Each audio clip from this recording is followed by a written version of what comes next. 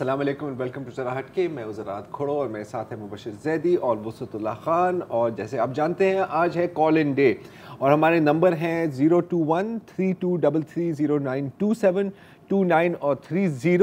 और क्योंकि लोग अक्सर कंप्लेन करते हैं कि जी लाइन नहीं मिलती, तो मैं आपको बताता चलूँ कि एक लाइन इस वक्त खाली है, मतलब फ्री है। अगर आप इस पर कॉल करना चाहें तो कर लें, फिर बाद में ना कहें कि लाइन नहीं मिलती, लाइन अवेलेबल है। पहले कॉलर हैं हमारे हुमा याकूब साहिबा कराची से। अस्सलाम वालेकुम जी। जी अस्सलाम वालेकुम। वालेकुम अस्सलाम। कैसे हैं आप लोग? खैरियत से होंगे जी उम्मीद है। जी बिल्कुल। वैसे तो जो बात मैं करने जा रही हूँ उसके मुतालिक हुकूमत तो हमको बता चुकी है बात 12 अखबार में कि जी गैस खत्म हो चुकी है, लोग अपनी आदत बदल लें जी। और उसी बात पे ही बता रही हूँ, लग रहा है हमें कि हम लोग पत्थर के ज़माने में वापस जा चुके हैं। गुज़िश्ता 22 दिन से गुलशन इकबाल ब्लॉक 6 के अंदर गैस नाम की चीज़ ही नहीं। लग रहा है कि वाकई हम लोगों ने कभी गैस देखी ही नहीं थी। हम लोग लकड़ियां जला रहे हैं, पुराने कपड़े, रद्दी, पेपर। मेरा ख्याल है कि बेहतर है कि बंदा यही सोच ले। जी मैंने कहा बेहतर है कि बंदा यही सोच ले कि गैस नाम की कोई चीज़ कभी थी हाँ नहीं। जी बिल्कुल, वाकई हम लोग जो पत्थर थी के नहीं ज़माने उसकी में फिर वापस कमी क्यों जाते हैं। महसूस होगी। और जब भी हम कंप्लेन करने की कोशिश करते हैं तो वहाँ अव्वल तो हमें कंप्लेन नंबर नहीं मिल रहे होते और अगर कंप्लेन नंबर मिल भी जाते हैं तो ऐसे टरखा दिया जाता है। इसके साथ साथ एक और मजेदार बात ये, शहर के अंदर बेतहाशा सिलेंडर बिक रहा है गैस का। इतने बिक रहे हैं कि हद नहीं, धड़ाधड़ बिक रहा है और उनकी कोई सेफ्टी के मुतालिक नहीं पता। जिस वक्त भी खुदा ना खास्ता अल्लाह न करे कोई बड़ा हादसा हो गया तो सब नोटिस लेके बैठ जाएंगे कि जी ये हो गया क्यों नहीं बताया, ऐसा नहीं हुआ, ऐसे नहीं करो, वैसे करो, ऐसे चेक कर लो। इस तरह की कहानी चल रही होती है। ऐसा ही है जी। अगले कॉलर है हमारे राहील अशर साहब कराची से। हेलो जी राहील, अस्सलाम वालेकुम। जी अस्सलाम वालेकुम। जी भाई। जी भाई। अच्छा जी, पहले मैं बात करूंगा पिछले इतवार को जो हमारे वज़ीर आज़म साहब ने तकरीर की थी, उसके लिए मैं 2-3 बात करूंगा। उन्होंने पहले कहा कि मैं हुकूमत से निकल गया तो बड़ा खतरनाक हूँगा। अपोजिशन में थे तो कहते थे हुकूमत में आऊँगा तो बड़ा खतरनाक हूँगा। अब कह रहे हैं अगर मैं अपोजिशन में चला गया तो मैं बड़ा खतरनाक हूँगा। इमरान साहब, आप ना नेल्सन मंडेला है, ना मौजे तंग है, ना जुल्फ़िकार अली भुट्टो है कि अवाम आपके साथ निकलेगी। आपने अवाम को तो महंगाई की चक्की में पीस के रख दिया। तो आप क्या समझें, अवाम आपका जब आप बाहर निकलेंगे अंडे टमाटर से आपका इस्तेमाल करेंगे। अगर आप इतने पॉपुलर होते हैं तो ज़मीनी इंतखाबात जो आप 98% हारे हैं और जो KPK में जो आप अभी लोकल बॉडीज इलेक्शन में बुरा हाल हुआ है, उससे आपको राइटिंग ऑन दी वॉल नजर आ जानी चाहिए थी। दूसरी बात मैं करूँगा, कह रहे हैं मैं NRO नहीं दूंगा। देखिए असद उमर साहब ने सबसे बड़ी बात बता दीजिए, नवाज शरीफ को बाहर भेजने के जो 8 रुकनी लोग थे उसमें सबसे ज्यादा हमायत ये इमरान खान साहब खुद कर रहे थे कि जी ये नवाज शरीफ को बाहर जाने दें। तो इमरान खान से आपके लिए है कि जी इंसान जब फ्रस्ट्रेट होता है या उसको अपनी शिकस्त नजर आती है या वो होता है जब वो ऐसी बात करता है कि जी मैं ये कर दूंगा, मैं आपको तो बाहर निकल के खतरनाक हो जाऊंगा या मैं आपको जीना दोबर कर दूंगा। जरा इस बारे में प्लीज अपनी जरा राय दीजिए। इस पर हमने वैसे भी लेकिन एक क्लैरिफिकेशन ये है कि वज़ीर आज़म असद उमर ने ये नहीं कहा था। उन्होंने कहा था कि वज़ीर आज़म का डिसीजन था। ज़ाहिर है कैबिनेट में जब चीज़ आती है तो डिसीजन वो वज़ीर आज़म का ही माना जाता है। हाँ, बात तो एक ही है। आई मीन अगर आप कहें कि he is the final decision maker, तो फिर इसमें भी फाइनल डिसीजन मेकर तो वो ही है ना। अब आप ये तो नहीं कह सकते। वो इंटरव्यूज में कबूल भी कर चुके हैं कि मुझे ये जो नहीं है, वो तो मेडिकल बोर्ड भी आपने खुद ही बनाया था ना। या तो आप कहें कि हमारे अपने मेडिकल बोर्ड ने हमें से झूठ बोला था, फिर आप अगर ऐसा है तो फिर आप उनके खिलाफ इंक्वायरी कराएं, नहीं तो फिर तो बातें ही है ना। अगले कॉलर का नाम में से मिस हुआ है, जमशेद साहब हैं कराची से। जी जी अस्सलाम वालेकुम। डॉक्टर जमशेद कैसे हैं? जी जी जी अस्सलाम वालेकुम। वालेकुम अस्सलाम। जी जी। एक दो बातें थी, अगर आप इजाज़त दें तो मैं उन पे आपसे राय लेना चाहूँगा। जरूर जी। एक तो बात जो आज मुख्तलिफ TV चैनल्स पे मैं देख रहा था कि सेनेट की प्रोसीडिंग्स हो रही थी और उसमें व्हाट आई हैव ऑब्जर्व के ड्यूअलिटी कहते हैं ना कि दोगलापन हमारे ट्रेजरी बेंचेस और अपोजिशन का कि जब सेनेट में you are having majority and you are in a position to get it disapproved, तो वहाँ पे वो बिल पास हो गया। और अगर आप इन रियलिटी चाहते थे कि वो पास हो जाए तो फिर ये अवाम को बेवकूफ़ बनाने की क्या तुक थी कि लोगों को कहा जाता रहा किस तरह।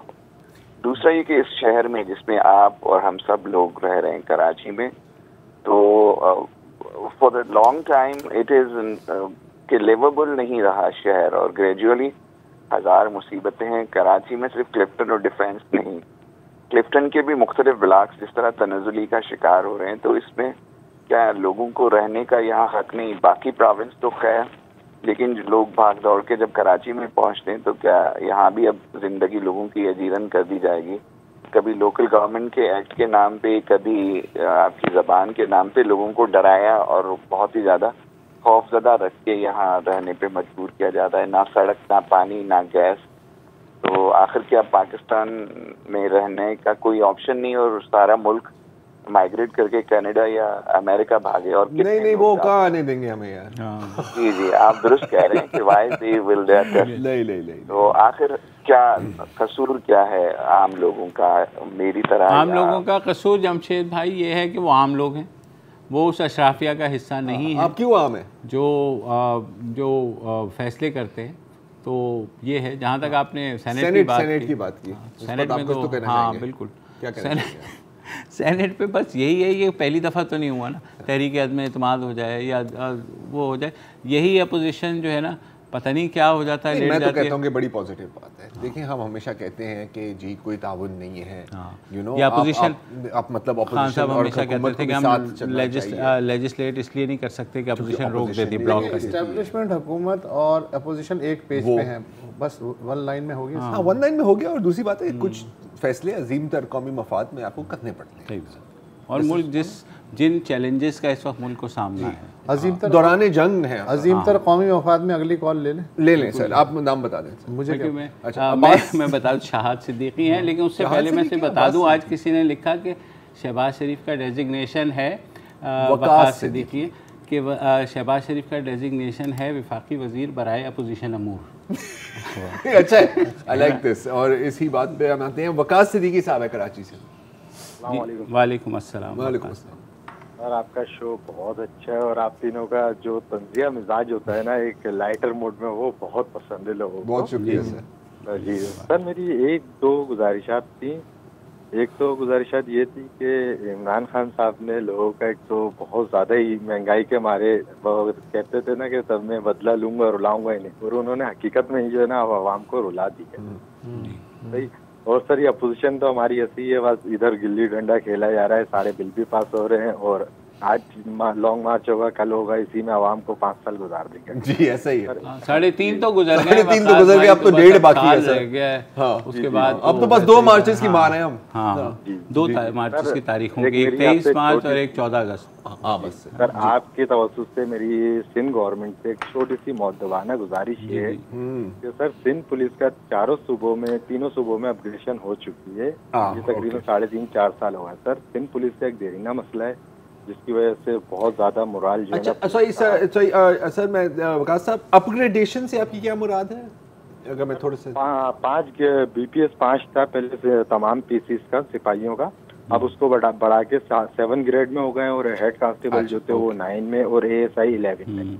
सिंध गवर्नमेंट में सर 4 साल हो गए, अभी तक हुआ नहीं। आपसे मुअद्दबाना गुजारिश है पीपल्स पार्टी से के चेयरमैन जनाब बिलावल साहब से और मुराद अली शाह साहब से, सर इस मसले को हमारे जल्द अज जल्द हल कर दिया जाए तो बहुत ज़्यादा गुजारिश। क्योंकि आप लोगों की आवाज़ तो सुनी जाती है, और सर मीडिया से सर एक थोड़ी सी वो है कि आप लोग पुलिस के जो बुराइयां हैं पुलिस पे थोड़ी बहुत, कुछ काली वेड़े, उन पे तो प्रोग्राम बहुत होते हैं, लेकिन सर पुलिस के फेवर में अपग्रेडेशन के लिए सर एक प्रोग्राम आप लाजमी करें। ठीक है, चलिए ठीक है। बाकी मोहम्मद अशरफ कंपेयर करके हम कर सकते हैं। मोहम्मद अशरफ हैं कराची से। जी अशरफ भाई। हेलो शर्फ से निगाह जनाब, जहरी साहब और लवली खोड़ो साहब, परवरदिगार आपको और आपकी टीम को अपने हिफ्ज़-ओ-मान में रखे। आपको आमीन। सबसे पहले तो ये अर्ज करूंगा मैं कि अक्सर हम लोग बातें करते हैं कि गवर्नमेंट पे एस्टेब्लिशमेंट का हाथ, तो मुझे लग ऐसा रहा है कि जो बिल पास हो रहे हैं असेंबली के अंदर, ये तो अपोजिशन का हाथ है इमरान खान पर, अपोजिशन का हाथ है। वो नहीं चाहती कि ये वक्त से पहले चले जाएं, समझे ना। बिल्कुल। एक तरह से इमरान खान को ये सजा लगी हुई है गवर्नमेंट करने की। अगर इमरान खान कंसील्ड जबान में, यानी कि दबे अल्फाजों में जो इस्टेब्लिशमेंट को कह रहे हैं कि जी कि मैं बाहर निकल के बड़ा खतरनाक हो जाऊंगा, तो भाई साहब अगर आपके अंदर जरा सी भी हुब्बुल वतनी है तो आप इस्टेब्लिशमेंट के खिलाफ जो सियासी पार्टियां हैं उनसे हाथ मिला लें, बाखुदा पाकिस्तान तरक्की की तरफ गामजन हो जाएगा। और ना फिर फैजाबाद जैसा धरना होगा, ना काजी फाइज ईसा जैसे जैयद व्यक्ति के खिलाफ कोई रेफरेंस आएगा, ना कराची के अंदर बल्दिया फैक्ट्री का वाक़या होगा, ना यहाँ पर कोई कत्लो गारत गिरी होगी जो दोबारा से शुरू होने के चक्कर में है और ये सर उठा रहे हैं। ये थैंक यू मफाहिमत जो होनी चाहिए। मुजफ्फराबाद आज़ाद कश्मीर से अनीसुल्लाह साहब जी, अस्सलाम वालेकुम। अच्छा वालेकुम सलाम। भाई मैं ये कह रहा हूँ कि जो जब भी बातें होती हैं गवर्नमेंट की कि सिंध में काम नहीं हो रहा है और सिंध में वैक्सीन नहीं मिल रही है, सिंध में कुछ भी नहीं हो रहा है, कि अगर सिंध में कुछ भी नहीं हो रहा है तो ये चारों सूबों के लोग आवाम क्यों सिंध में भाग रही है? क्या सिंध में जब सहूलत भी नहीं है? आप नहीं आए अभी तक सर, आप मुजफ्फराबाद में ही हैं? जी जी। आप मुजफ्फराबाद में हैं? जी मैं मुजफ्फराबाद में हूँ। तो वहाँ कैसी सिचुएशन है कोविड की? यहाँ पे कोविड तो यहाँ पे भी है, लेकिन कोविड यहाँ पे भी काफी सारी है, हर जगह ही है जी। दूसरा ये एहसास प्रोग्राम, जो एहसास प्रोग्राम है, यहाँ पे ये सिचुएशन है कि लोगों को हर घर में भेजा जाता है, घर से किसी से 50 लेते हैं, किसी से 100 लेते हैं। क्या ये गवर्नमेंट की नालायकी नहीं लिए? उधर से कह रहे हैं जी हमने इतने बजट रख दिए उस पे एहसास प्रोग्राम पे, और यहाँ पे लोग मांग के घर से और अपने जो एहसास प्रोग्राम के लिए पैसे इकट्ठे कर रहे हैं। लेकिन क्यों कर रहे हैं? क्या मतलब? सॉरी मैं समझ एहसास प्रोग्राम के वो कह रहे हैं कि वो उनसे पैसे लिए जाते हैं, किसी 500 से कौन ले रहा है? मुझे सॉरी थोड़ी वजाहत कर देंगे सर? लेते हैं लोग, फिरते रहते हैं, औरतें बंदे, जी हम एहसास प्रोग्राम के लिए पैसे इकट्ठे कर रहे हैं। मेरा ख्याल है ये फ्रॉड है सर। हाँ ये मुझे फ्रॉड लग रहा है, ये मुझे फ्रॉड लग रहा है। फ्रॉड नहीं है, बाकायदा पर्ची दे जाते हैं जी हमने आपसे। सर वो आपने अक्सर देखी होगी मैं सड़कों पे वो जो यहाँ से मानसहरा की एक मदरसे की पर्ची होती है ना, वो ही पर्ची है। मुझे भी यही लग रहा है सर, थोड़ा मोहतात रहें क्योंकि मेरे इल्म में तो नहीं है, आपके इल्म में है? नहीं ये मुझे लग रहा है हो रहा है। और पर्ची तो कोई भी छाप सकता है सर, मैं भी जाके 10 पर्चियां छाप दूं। लेकिन आइडिया इनका अच्छा है, आइडिया अच्छा है। 2 नंबरी में वैसे 1 नंबरी हेलो थिंग।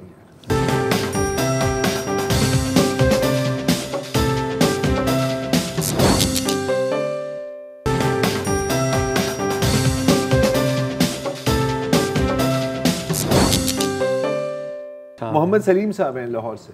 जी सलीम साहब। मोहम्मद शकील, सॉरी जी शकील साहब। जी मोहम्मद शकील बात कर रहा हूँ लाहौर से। जी पहले तो आपके प्रोग्राम की तारीफ करना चाहूँगा और उसमें दूसरी बात ये करना चाहूँगा कि इसका क्रेडिट पता नहीं किसको जाता है। एक तो आपके स्किल्स को जाता है और दूसरा शायद आपके चैनल को जाता है कि आप लोग अभी तक अपना प्रोग्राम किए जा रहे हैं। क्रेडिट आपको जाता है सर? तो बहुत सारे लोग तो जो हैं वो अब बेचारे यूट्यूब पे चले गए हैं बजाय चैनल्स के। तो एक तो इस चीज का क्रेडिट आपको या जिस किसी को भी जाता है उसको देना चाहता हूँ। वैसे आगे बात में ये करना चाहता हूँ जी सॉरी ये करना चाहता हूँ कि बड़े धड़ल्ले से और बड़े फख्र से गवर्नमेंट कहती है कि गवर्नमेंट और एस्टेब्लिशमेंट जो है वो सेम पेज पे है, और जो एस्टेब्लिशमेंट है वो ये भी कहती है या उसका ये भी नजर आता है कि जब जरूरत पड़ती है तो चाहे वो एक्सटेंशन हो, चाहे वो कोई फाइनेंस बिल हो, चाहे आज स्टेट बैंक वाला बिल हो, तो वो सेल थ्रू कर जाता है। तो जब ये दोनों चीजें हो जाती हैं तो फिर जो खान साहब जो रिफॉर्म्स करना चाहते हैं पब्लिक की बेनिफिट के लिए, जो इनका एजेंडा है, वो रिफॉर्म्स क्यों सेल थ्रू नहीं होते?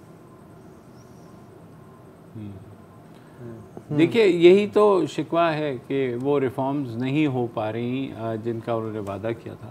यही मसला इसमें जो है मेरे ख्याल में रिफॉर्म सारा मसला ही ये है कि बाकी अगर जो वादे आप करके आए थे, आपने भी अगर पहले वालों की तरह ही काम करना है बल्कि पहले वालों से वैसे हाल में भी कुछ वैसे अब इस पर ज़्यादा अभी बात नहीं हो सकती, लेकिन अभी जो फॉर एग्जांपल कल ही हम इस पर बात कर रहे थे ऑफ एयर, जो क्रिमिनल लॉ में जो अभी अमेंडमेंट्स लाई हैं, तो बज़ाहिर उसमें जो 2-3 मैंने सिर्फ 2-3 ही देखी हैं और मेरे ख्याल है कोई 700 से ज़्यादा 700 के लगभग जो नज़र आई है सामने, मुझे तो आई थिंक प्रोडक्टिव और प्रोग्रेसिव लग रही हैं। तो इस तरह के काम भी हो रहे हैं। आई मीन हम बिल्कुल अब ये नहीं यहाँ पे बैठ के कह सकते कि बिल्कुल कुछ नहीं हुआ और सब खराब है, नहीं।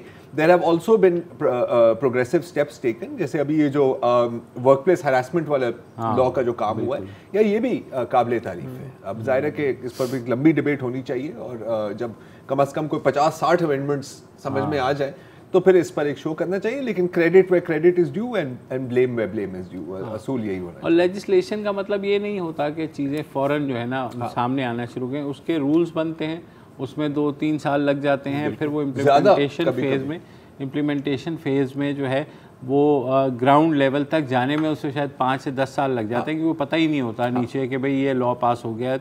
तो हुकूमत का ये भी फ़र्ज़ है कि अगर एक कानून पास करे तो उसको फिर नीचे तक ट्रिकल डाउन करे, उनको भी एजुकेट करे जो अफसरान हैं जिन्होंने क्रिमिनल लॉ के ऊपर जो है अगला कॉलर कौन इम्प्लीमेंट करना है। अभी फ़िलहाल नहीं है, इसीलिए तो बोले, इसीलिए तो बात कर रहे हैं ना सर। मतलब आपने क्या कल भी बताया कि कोई कॉलर नहीं, सुन नहीं रहे हैं, अभी एक्सपोज कर देते हैं आप लोगों के सामने कि अब आप बताएं क्रिमिनल लॉ पे कौन सी अमेंडमेंट पे आपको इतराज़ है और कौन सा है? क्रिमिनल लॉ में जो सबसे अच्छी अमेंडमेंट्स 2-3 मेरे ज़हन में हैं। आबिद अली एडवोकेट आ गए, उन्हीं से पूछ लेते हैं कि क्रिमिनल लॉ में कौन कौन सी अमेंडमेंट। सही है, सही है। जी का वक्त था, कुछ और मांग लेते हैं। हाँ जी जी आबिद, अस्सलाम वालेकुम। वालेकुम अस्सलाम सर, आप सबको मेरा सलाम हो। वालेकुम सलाम। आपका प्रोग्राम मैं अब देखता हूँ, बड़ा अच्छा प्रोग्राम आप करते हैं, शुक्रिया, मदद कर रहे हैं आप जिनकी आवाज़ ऊपर नहीं जा सकती। तो मैं भी अपने लिए भी बोल रहा हूँ और अपने वकीलों के लिए भी वो बताना चाहता हूँ आपको कि हम लोगों की जो प्रॉब्लम है, ये बार काउंसिलें हैं, सिंध बार काउंसिल और कराची बार काउंसिल, ये इलेक्शन होते हैं इनके हर साल में। तो ये जो है इन्होंने बारियां लगाई हुई हैं, ग्रुपिंग हुई हुई है, समझ रहे हैं आप मेरी बात जी। यहाँ पे इन लोगों ने ग्रुपिंग की हुई है, तो बारियों में ये एक दफा एक पार्टी आती है, उसके बाद दूसरी पार्टी आती है, उसमें जो दुनिया की तमाम बदतरीन चीजें हैं वो उसमें इस्तेमाल करते हैं, ये इलेक्शन के शुरू होने से चंद महीने पहले। मसलन क्या बदतरीन चीजें सर? जी बदतरीन क्या चीजें? हाँ, जो गंदी तरीन चीजें हैं ना, मैं उनका नाम नहीं लेना चाह रहा हूँ। ऐसी चीजें इस्तेमाल करते हैं जी, ऐसी चीजें इस्तेमाल करते हैं जिनका आप नाम नहीं ले सकते जी। ऐसी चीजें तो जब ये हाई कोर्ट में और इधर केस चल रहे होते हैं तो वहाँ पे भी ये इधर उधर चीज लाके खड़ी कर देते हैं कि इसमें से आप चॉइस कर ले, जज जो है वो चॉइस कर ले, तो फिर वो उसको जो है वो पेश की कर दी जाती है फैसले के बाद। या आप आबिद साहब, आप कहाँ प्रैक्टिस करते हैं? जी आजकल तो मैं माजूर हूँ। अच्छा, तो माजूर हो गया हूँ। 2010 से एक्सीडेंट हो गया था मेरा, बाइक वाले गाड़ी वाले ने टक्कर मार दी थी, मैं 125 पे ऑफिस से वापस आ रहा था कोर्ट से, बैंकिंग कोर्ट। तो आप अब प्रैक्टिस नहीं कर रहे? अभी तो माजूर घर पे हूँ सर मैं। ठीक है, ठीक है। तो आपको मतलब ये किसने बताया कि ये बार एसोसिएशन के, बार काउंसिल के जो हैं, आपके दोस्त बता रहे हैं? अपनी आंखों देखा जो है वो बता रहा हूँ मैं आपको, क्योंकि इस वक्त मेरे दांत खट्टे हैं, मेरा दिल खट्टा हुआ है। मैं तकरीबन 2000। तो क्या करें आबिद साहब, फिर क्या किया जाए? वे आउट मतलब कोई है आपके ज़हन में? जी 2011 से मैं बीमार हूँ, बिस्तर पे हूँ। आबिद साहब वो तो आपने बता दिया, लेकिन कोई तरीका है ये जो आप प्रॉब्लम बता रहे हैं इसको कैसे ठीक किया जा सकता है? तो वो मैं ये हमारे चीफ जस्टिस सुप्रीम कोर्ट के जस्टिस गुलजार अहमद साहब ने जो है तो फरमाया था कि अगर किसी को कोई प्रॉब्लम है बार वगैरह से, तो वो मेरे पास मुझे उसकी शिकायत करे, फिर मैं उस पर एक्शन लूंगा। ठीक है, ठीक है, ठीक है, तो मैं तो वहाँ जा। ठीक है जी, ठीक है। इंटरेस्टिंग पॉइंट है वैसे। मतलब मुझे पता था कि इलेक्शन होते हैं और उसमें सेटिंग वेटिंग तो होती है। नवेद खान है कराची से। जी नवेद साहब। जी हेलो जी, अस्सलाम वालेकुम। वालेकुम अस्सलाम। सर बहुत खुशी हुई, आज फर्स्ट टाइम ऐसा हुआ है कि मैं इस प्रोग्राम का हिस्सा बन रहा हूँ। जी। और यूँ समझे मैं बॉर्न कराची का हूँ, वहाँ मेरे लोग हैं, और जिस तरीके से कराची में तमाम पार्टियों ने जो वर्किंग की है आज तक, आज तक आवाम को बुनियादी जो मामला है, बुनियादी चीज़ें जो गली मोहल्ले से लेके इलाके सतह पर, डिस्ट्रिक्ट सतह पर जो आवाम के मेन बेसिक चीज़ें, उस पर किसी भी पार्टी ने, मैं क्यों समझे किसी पार्टी से ना ही इख्तिलाफ रखता हूँ, ना ही मैं किसी पार्टी को एक्सेप्ट करता हूँ आज तक, क्योंकि मैं एक आम इंसान हूँ और इंसानियत पर अपना किरदार तकरीबन 18 ईयर्स से अपने बिहार पे ही अदा कर रहा हूँ। तमाम इदारों से मेरी वाक़ियत रही है, सरकारी, निजी। सर मेरी सबसे बहुत अफसोस होता है कि कोई ऐसा इदारा शायद नहीं है जहाँ रिश्वत के बगैर, या रिश्वत अगर नहीं है तो आप कोई अप्रोच हो, सोर्स हो, उसके बाद कोई काम नहीं होता। ऐसा ही है जी, ऐसा अच्छा, सोर्स से भी ये होता है नवीद भाई, ये नवीद साहब के रिश्वत का लेवल थोड़ा कम हो जाता है। ये आपको कम से कम पता है कि जो रिश्वत आपकी होगी, आप देंगे, उस पर काम हो जाएगा, ये आपको एश्योरेंस। हाँ, ये सिफारिश से फायदा हो जाता है। हाँ, इतना फायदा हो जाता है। वो कहते हैं ना, वो जैसे सूप नूडल्स पर डिस्काउंट मिला था, तो इसी तरह डिस्काउंट, उससे ये कि महंगाई कम है जी। ताज मोहम्मद साहब हैं पेशावर से। जी ताज साहब। पेशावर से बोला हूँ सर। ऐसा है, मैं एक रिटायर्ड पेंशनियर हूँ पिछले से। जी, ठीक है जी। पिछले से एक रिटायर्ड पेंशनियर हूँ जी, ठीक है। और ऐसा है, 15 जून 2015 को सुप्रीम कोर्ट ने हमारे हक में फैसला किया था, तो ताहाल हमें वो उस फैसले का समझ नहीं मिला है। बिल्कुल। और हम बार बार मुख्तलिफ सिरे से नए सिरे से केस शुरू किया है। अभी दोबारा हाई कोर्ट ने फिर हमारे हक में फैसला दे दिया है, लेकिन वो अभी इत्तिसालात जो है वो उनके जिम्मे अभी तक वो $800 मिलियन भी गवर्नमेंट वसूल नहीं कर पाई है, और 25% में डिपार्टमेंट भी इनको दे दिया है। तो हमारा तो पेंशन लेके बुरा हाल है सर। सही बात है, बिल्कुल है सर। तो इंक्रीज है वो हमें नहीं दे रहे हैं जी, जो सुप्रीम कोर्ट ने हमारे हाथ में डिसीजन किया है। तो अभी क्या हुआ फिर, क्यों नहीं अमल दरामद हो रहा? क्या वो लोग रिव्यू में चले गए? नहीं सर, वो अपील में थे, और अभी हमने दोबारा से सुप्रीम कोर्ट में हाँ, वो रिव्यू में गए होंगे ना। वही है, जो भी वो केस वही है, लेकिन जो भी है यार, 2015 और 2022 7 साल हो गए, आप एक रिव्यू पिटेंगे। लेकिन आपके पास इतना टाइम है कि रावी अर्बन डेवलपमेंट की जो अपील है, वो तो मेरा ख्याल है कि मंडे को ही जी बगैर नंबर के लग गई है। बगैर नंबर के लग गई है, अल्हम्दुलिल्लाह। हाँ, बहुत अच्छा। वक्फा ले लेते हैं जी, वक्फे के बाद आते हैं।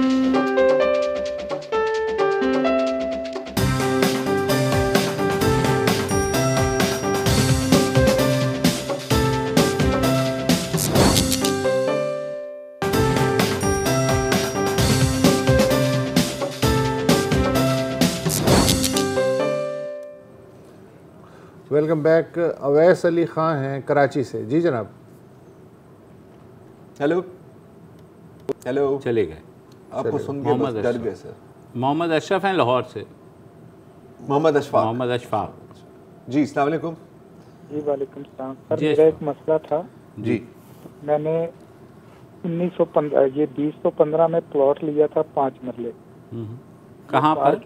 ये पार्क व्यू सिटी लाहौर में अलीम खान साहब की ये सोसाइटी है। ठीक है जी। अच्छा। और मैंने 2017 में टोटल पेमेंट अदा कर दी। ओके। और आज 2022 आ गया, मैं धक्के खा रहा हूँ। क्या कह रहे हैं वो जो मुझे उन्होंने अलॉटमेंट लेटर भी दे दिया, प्लॉट का नंबर भी दे दिया, लेकिन सेम लोकेशन पे या किसी भी जगह पे मुझे प्लॉट दे ही नहीं रहे, कब्जा दे नहीं रहे। और मैंने उस सिलसिले में नैब को एप्लीकेशन दी, उसका भी कुछ नहीं बना। 2 साल हो गए। वो तो हुकूमत के बाद ही बनेगा। मैं नैब वालों को जाके मिला, तो उन्होंने कहा कि जी 15-20 दिन के बाद आपको मिल जाएगा। उसके बाद मेरी बात ही नहीं। शाबाश। उसके बाद मैंने इमरान खान के पोर्टल पे 3 एप्लीकेशनें सेंड की। पोर्टल पे तीनों एप्लीकेशनें मेरी बंद कर दी। Not relief granted. शाबाश। मैंने फेसबुक पे राब्ता किया, एलडीए के वाइस चेयरमैन थे उनसे। उन्होंने मुझे अपने ऑफिस में बुलाया। वो कहते कि जी ये आपका मैटर जो है, ये तो एलडीए डील ही नहीं करता, उसके अंडर ही नहीं आता, आप रोडा से राब्ता करें। किससे राब्ता करें? रोडा वालों से कि जी ये उसके अंदर चला गया। अच्छा, रोडा। मेरे प्लॉट के बाद वहाँ पे कितने और ब्लॉक बन गए। अब मुझे आप बता दें कि मैं खुदकुशी कर लूं, या इमरान खान के खिलाफ FIR दर्ज कराऊं, या जो इमरान खान ने पोर्टल बनाया उसको बंद कर दे या उसके ऊपर FIR करवाऊं। मैंने आर्मी चीफ को लेटर लिखा अपनी मदद के लिए, वहां से मुझे कोई जवाब नहीं आया। मैंने लाहौर हाई कोर्ट के चीफ जस्टिस को रजिस्ट्री की, मुझे कोई जवाब नहीं आया।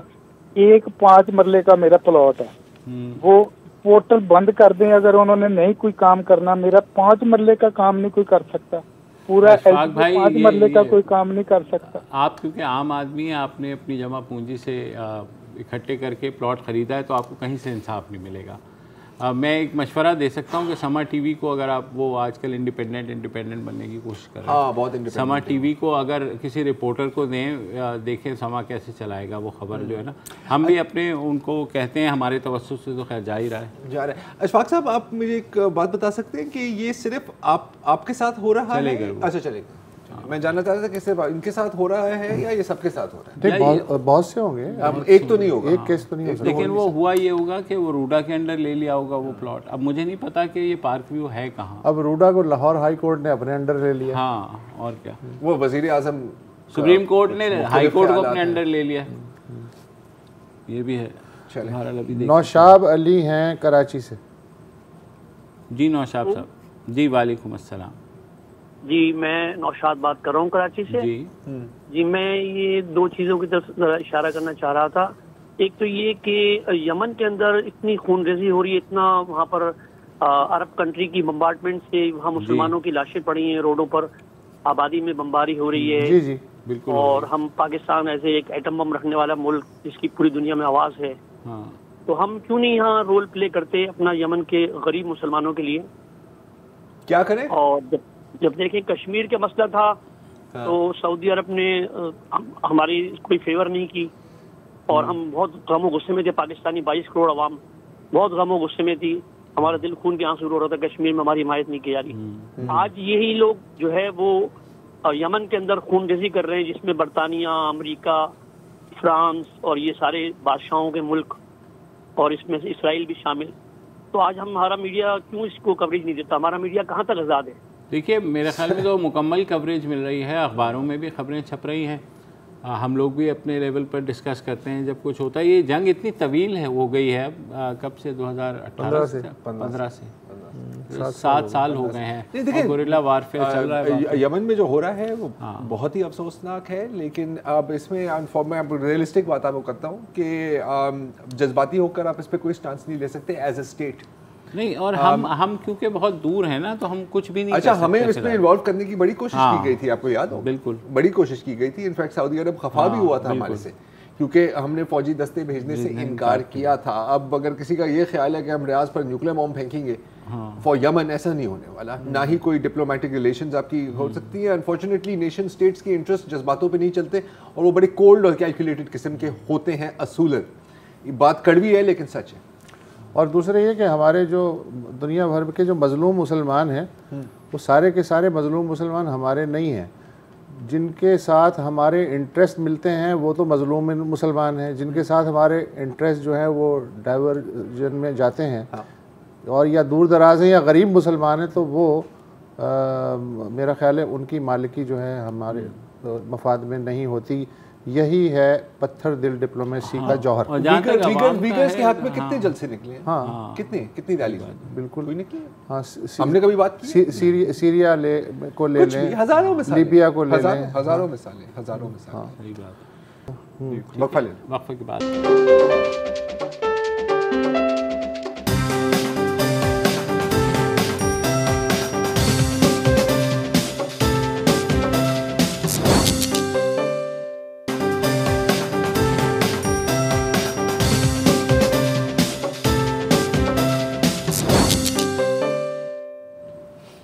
Welcome back. हमारे साथ हैं मोहम्मद यासीन साहब गुजरावाला से। अस्सलाम वालेकुम सर।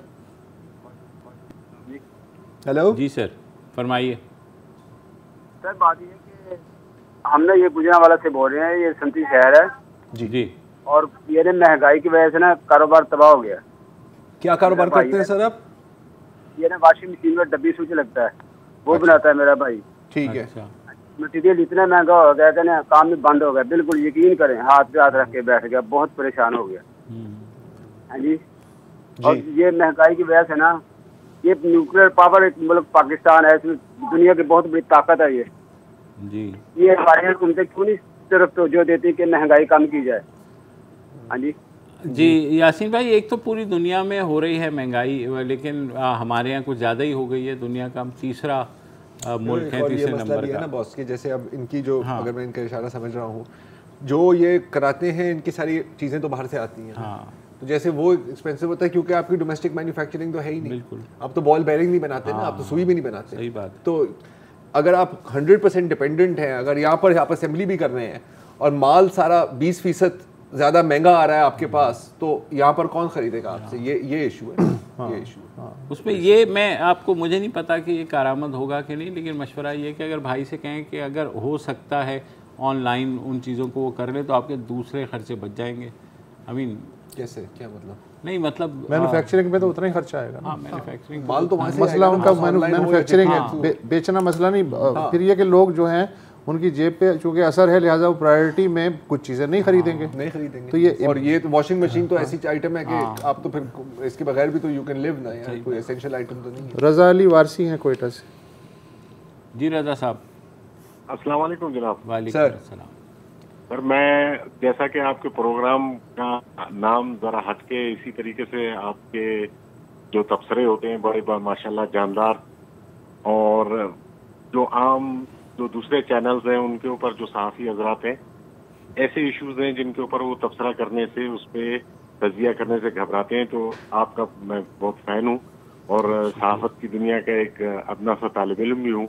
जी जी। उस हवाले से आप जो सारे आपने तबसरे जितने भी आपके जितने जो करंट सूरत हाल है जितनी भी है जो पाकिस्तान की या जो आपके पास 1 मिनट है, 1 मिनट के बाद प्रोग्राम वाइंड अप हो जाएगा। जी जी हाँ सर, मैं बस एक मैं अपनी बात करना चाहूँगा कि अब मेरा अपनी बात यही है कि इस तमाम सूरत हाल में कि बर्बादी गुलिस्तान को बस एक ही उल्लू काफ़ी है।